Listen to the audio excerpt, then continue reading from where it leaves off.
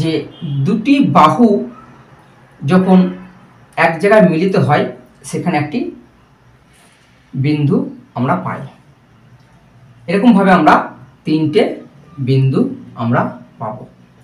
এবার কৌণিক বিন্দু কেন বলছে? দেখো, দুটি বাহু যখন একটি জায়গায় মিলিত হচ্ছে, ধরো এখানে একটি বাহু একটি বাহু এখানে যখন মিলিত হলো তখন আমরা এখানে একটি বিন্দু পেলাম, এবং এই বিন্দু পাওয়ার সঙ্গে সঙ্গে দেখো এখানে একটি কোণের সৃষ্টি হয়েছে, এখানে একটি কোণের সৃষ্টি হয়েছে। সেই কারণে আমরা কৌণিক বিন্দু নাম দিয়েছি।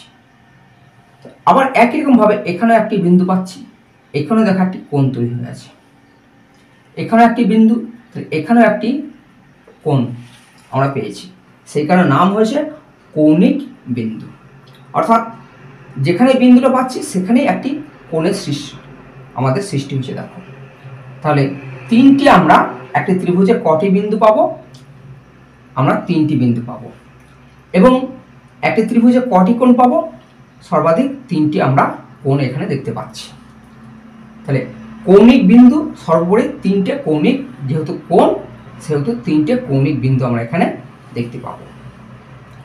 এটি ছিল আমার ত্রিভুজের কৌণিক বিন্দুর একটা সমতলিক চিত্র, অর্থাৎ জ্যামিতিক চিত্র এটি।